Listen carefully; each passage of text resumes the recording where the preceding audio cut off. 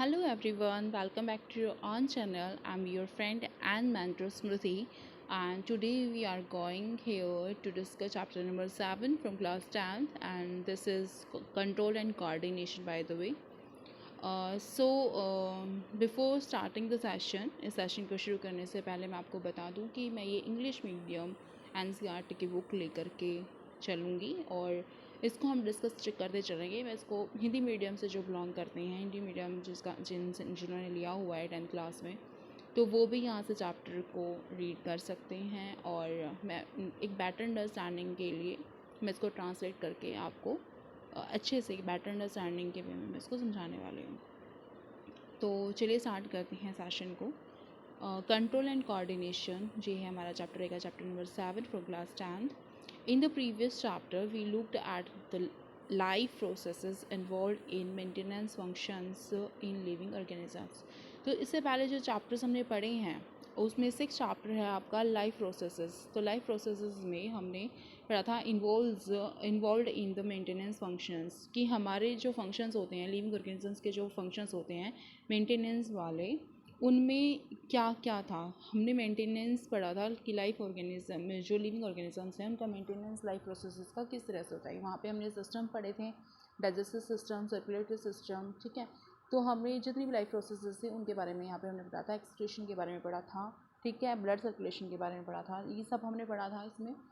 तो we had started with a notion. तो ये जब हमने रीड किया था, इससे पहले वाला जो चैप्टर हमने पढ़ा था लाइफ प्रोसेस जब हमने स्टार्ट किया था, उसमें हमने एक नोशन पढ़ा था वी ऑल हैव, जो हमारे सबके पास है, that if we see something moving, कि अगर हम कोई भी चीज़ मूव करते हुए देखते हैं, गति में देखते हैं, इट इज़ अलाइव, तो हम सोचते हैं कि वो आपकी अलाइव है, ठीक है। और एक्चुअल में होती है, जो भी चीज़ मूव कर रही होती है मोस्टली चीज़ें अलाइव होती हैं, है ना। ये अभी हम आगे डिस्कस करके जानेंगे कि कौन कौन फीचर्स के पर डिपेंड करता है कि आप किसी चीज़ को अलाइव बोलोगे या नॉन अलाइव बोलोगे। Some of these movements are in fact the results of growth. तो इनमें से कुछ मूवमेंट्स ग्रोथ की वजह से होती हैं, यानी कि ग्रोथ हो रही है तभी आपको वो मूवमेंट दिखाई देंगी, ठीक है। जैसे कि प्लांट्स में होता है, एज इन प्लांट, जैसे कि प्लांट्स में होता है, अगर प्लांट ग्रोथ कर रहा है तो ही आपको लगेगा कि यस मूवमेंट हैपन, ठीक है। तो आप कहोगे कि हाँ वहाँ पे कुछ गतिविधि हुई है या गति हुई है। सीड जर्मिनेट्स एंड ग्रोस, जो एक जैसे बीज होता है, पौधा जब बनता है तो बीज से स्टार्ट होता है। तो एक बीज जो जर्मिनेट होता है, अंकुरित होता है, एंड ग्रोस, और फिर वो वृद्धि करता है। And we can see that the seedling moves over the course of a few days. तो हम देखते हैं कि कुछ टाइम तक वो जो सीडलिंग है वो मूव करता है, कुछ कुछ दिनों तक वो मूव करता है। It pushes soil aside and comes out, और फिर वो मूवमेंट के बाद, मूवमेंट कैसे, जैसे कि पानी आपने डाला है, पानी से वो पानी को एब्जॉर्व कर लेगा सीड, और फिर जर्मिनेट हो जाएगा, अंकुरित हो जाएगा, ठीक है। तो उसमें मूवमेंट्स तो हो रही है ना, कि उसका साइज़ जो है आपका डिफ़र कर रहा है, अब वो इंक्रीज़ कर रहा है, तो मूवमेंट हो रही है, गति तो हो रही है उसमें। इट पुशेस सॉइल असाइड, और जब वो फूल जाता है तो क्या होता है कि उसका वॉल्यूम बढ़ जाता है और वो मिट्टी को पुश करने लग जाता है, मिट्टी को साइड कर देगा और बाहर निकल आएगा। But if its growth were to be stop, लेकिन अगर उसकी ग्रोथ वहाँ पर रुक जाती है, टाइम एक स्टेज ऐसी आती है कि उसकी ग्रोथ रुक जाती है, this movements would not happen, तो ये मूवमेंट जो है वहाँ पर और आगे नहीं होती हैं। Some movements as in many animals and some plants are not connected with growth. तो कुछ ऐसी मूवमेंट्स होती हैं आपकी एनिमल्स में भी और प्लांट्स में भी जो कि आपकी कनेक्टेड नहीं होती ग्रोथ से, यानी कि वो ग्रोथ के ऊपर डिपेंडेंट नहीं होती हैं। कुछ ऐसी मूवमेंट्स भी होती हैं, for example a cat running, children playing on swings. तो ये दो, और देखो ये जैसे बफेलो चीविंग कर्व, तो 3 एग्जाम्पल्स आपको दे करके बताया गया। जैसे एक कैट रन कर रही होती है, तो क्या उसमें ग्रोथ हो रही होती है? जब कैट रन करेगी तो ग्रोथ तो नहीं हो रही होगी, है ना।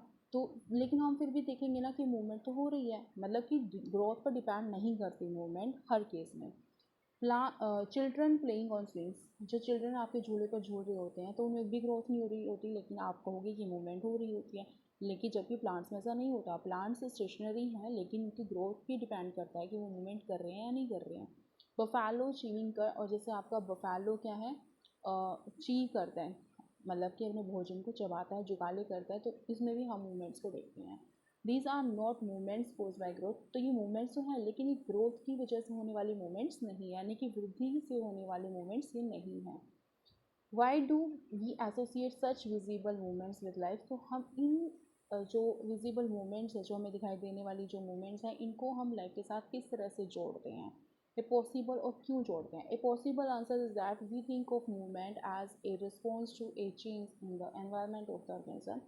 इसका एक पॉसिबल, एक्यूरेट नहीं है बट एक पॉसिबल आंसर ये हो सकता है कि हम चीज़ों को, मूवमेंट्स की हम समझते हैं कि जो मूवमेंट्स होते हैं वो एक रिस्पॉन्स होता है, वो एक प्रतिक्रिया होती है टू ए चेंज, जो हमारे आसपास हमारे एनवायरनमेंट में जो परिवर्तन हो रहा होता है तो हम उस पर रिस्पॉन्ड करते हैं और उसी की वजह से मूवमेंट्स होती हैं। और फैक्ट भी यही है कि हमारे आसपास होने जो चेंजेस होते हैं उन पर हम रिस्पॉन्ड करते हैं, तभी हम मूवमेंट करते हैं। अगर हमें रिस्पॉन्ड नहीं करना होता हो तो हम मूवमेंट भी नहीं करते, राइट।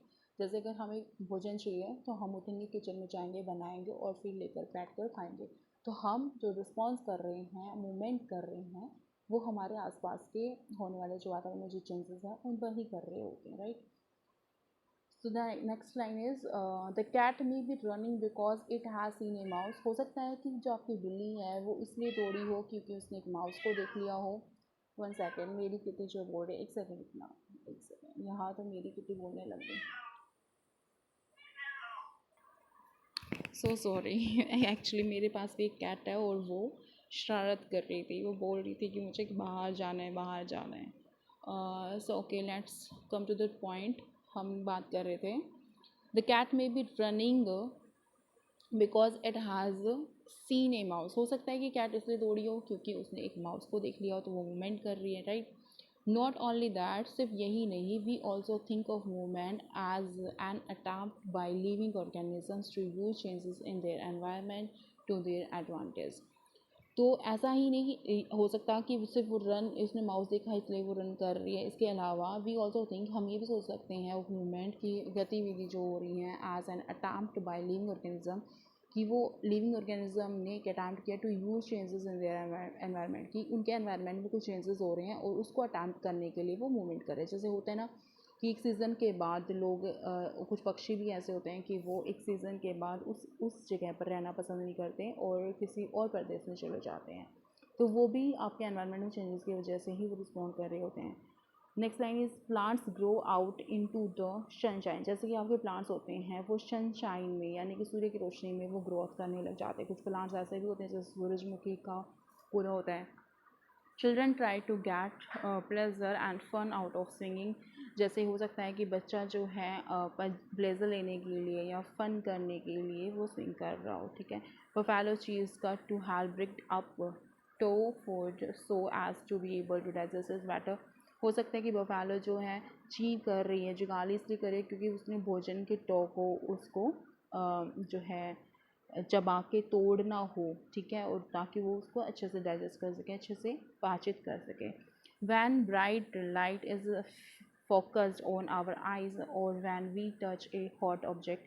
जब भी कभी ऐसा होता है कि हमारी आंखों पर ब्राइट लाइट, एकदम से तेज लाइट को डाला जाए या फिर हम किसी हॉट ऑब्जेक्ट को टच कर लेते हैं, we detect the change and respond to it. तो हम उस चेंज को डिटेक्ट कर लेते हैं कि क्या चेंजेस हो रहे हैं। जैसे आपको अगर आपका हाथ या फिर आपका कोई भी बॉडी पार्ट आप किसी गर्म चीज़ को टच में आता है या उसको टच करते हैं तो आपको पता लग जाता है कि yes this is hot and we should move away from that object, right.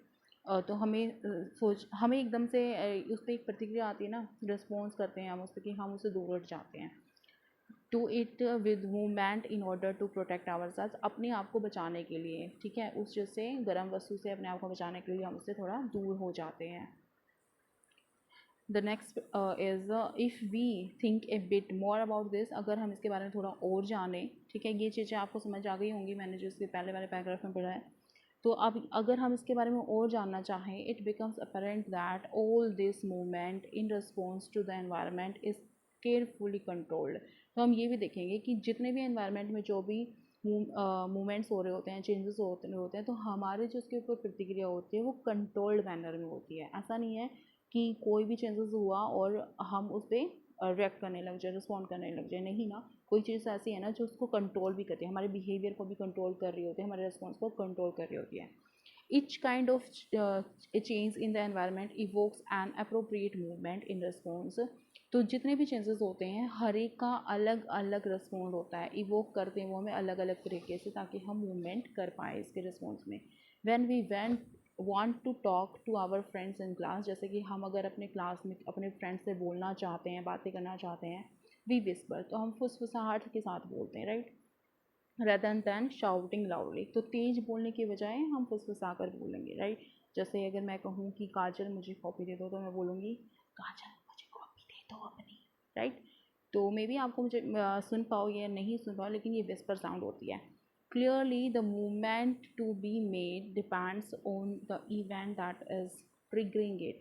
तो अगर क्लियरली अगर बात की जाए तो जो मूवमेंट होता है to be made depends on event, तो वो जो भी हम मूवमेंट कर रहे होते हैं वो उन इवेंट्स पर डिपेंड करते हैं जिनकी वजह से वो निकल के आते हैं या ट्रिगर करते हैं हमें, ठीक है। कोई ऐसे मूवमेंट्स होते हैं या कोई ऐसी चीज़ें हो जाती हैं, एक ऐसा क्या बोल सकते हैं इसको हम, डिपेंड करते हैं कि कोई इवेंट किस तरह का है, इवेंट के ऊपर डिपेंड करता है कि हमारा रिस्पॉन्स किस तरह का आएगा, ठीक है। तो सिर्फ एनवायरनमेंट में होने वाले चेंजेस पे डिपेंड नहीं करता, बल्कि जो इवेंट है जो हमें ट्रिगर कर रहा है बोलने के लिए, रिस्पॉन्ड करने के लिए, उसके ऊपर भी डिपेंड करता है कि हम किस तरह की मूवमेंट करने वाले हैं। Therefore such control movement must be connected to the recognition of various events in the environment. तो इसीलिए जो भी कंट्रोल्ड मूवमेंट हैं ये रिकॉग्नाइज होने चाहिए हमारे अलग अलग इवेंट से, हमारे एनवायरनमेंट में होने वाले जो चेंजेस हैं, जो इवेंट्स हैं, उनके साथ रिकॉग्नाइज होने चाहिए। Followed by only the correct movement in response, ताकि उन पर एक करेक्ट रिस्पॉन्स किया जा सके। इन अदर वर्ड्स, अगर दूसरे शब्दों में बात की जाए, living organisms must use systems providing control and coordination. तो लिविंग ऑर्गेनिज्म जो भी जीवित जीव जंतु हैं उनको एक सिस्टम को यूज़ करना चाहिए जो कि उनको कंट्रोल और कोऑर्डिनेशन प्रोवाइड कर सके। तो हमारी बॉडी में, जैसे हम ह्यूमन बीइंग हैं, तो हमारी बॉडी में भी एक सिस्टम है जो वर्क कर रहा है, जिसकी वजह से हम कंट्रोल एंड कोऑर्डिनेट कर पा रहे हैं हर चेंजेस को, हर रिस्पॉन्स को, right. In keeping with the general principle, अगर एक जनरल प्रिंसिपल की बात की जाए, उसको लेकर के चलें, ऑफ बॉडी ऑर्गेनाइजेशन के इन मल्टी सेलुलर ऑर्गेनिज्म, यानी कि जो बहुकोशिक जो जीव जंतु हैं उनकी बॉडी को लेकर के, उनके ऑर्गेनाइजेशन में अगर जनरल प्रिंसिपल की बात की जाए, तो specialised tissues are used to provide this control and coordination activities. तो कुछ स्पेसिफिक टिश्यूज़ होते हैं बॉडी के अंदर जो कि काम कर रहे होते हैं कंट्रोल एंड कोऑर्डिनेशन का।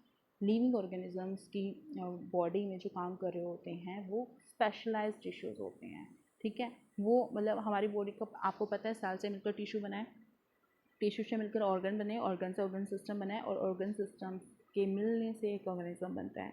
तो जो सेकंड स्टेज है, सेल के बाद टिश्यूज़ हैं, तो सेल्स तो हैं ही, ठीक है, उनसे जो स्पेशलाइज्ड टिश्यूज़ बनते हैं, अलग अलग टिश्यूज़ बनते हैं, राइट। आपको पता है मस्कुलर टिश्यूज़ होते हैं, ठीक है। अब जैसे रेड ब्लड सेल्स है, वाइट ब्लड सेल्स है, ये भी क्या है, सेल्स के इकट्ठा होने से, ये भी क्लस्टर ऑफ सेल्स ही हैं। तो यहाँ पर बात की जा रही है जो स्पेशलाइज्ड टिश्यूज़ होते हैं वही जो हैं आपके कंट्रोल एंड कोऑर्डिनेशन का वर्क कर रहे होते हैं हमारी बॉडी के अंदर। So okay students, this was the introduction of the chapter that is control and coordination, कि हमारी बॉडी में एक सिस्टम वर्क कर रहा होता है और वो स्पेशलाइज्ड टिश्यूज़ का बना होता है जो हर चीज़ को क्या कर रहा होता है, रिस्पॉन्स कर रहा होता है, उसको कंट्रोल एंड कोऑर्डिनेट कर रहा होता है। हमने इस इंट्रोडक्शन में पढ़ा कि जितनी भी चीज़ें हमारे आसपास होती हैं, यहाँ पर हम मूवमेंट्स की बात कर रहे थे कि जितनी भी चीज़ें होती हैं डिपेंड करती हैं बहुत सारे फैक्टर्स के ऊपर। कुछ चीज़ें ग्रोथ के ऊपर डिपेंड करती हैं, कुछ चीज़ें स्टिमुलस के ऊपर डिपेंड कर रही है कि हमने किस चीज़ पर रिस्पॉन्स करना है, किस चीज़ पर हमने रिएक्ट करना है, ठीक है। और हमारे आसपास में होने वाले जो एनवायरनमेंट में चेंजेस हैं या इवेंट्स हैं, उनके ऊपर डिपेंड करता है कि हमारा रिस्पॉन्स किस तरह का होगा भी या नहीं होगा। हमने यहाँ प्लांट्स के बारे में पढ़ा कि प्लांट्स की मूवमेंट का कैसे पता लगता है, उनकी ग्रोथ से पता लगता है, लेकिन हर केस में हमारी ग्रोथ होनी ज़रूरी नहीं है, लेकिन हो सकता है कि ग्रोथ ना हो लेकिन मूवमेंट्स वहाँ पर हो, तो हम वहाँ पर भी कहेंगे कि yes movement is happening there.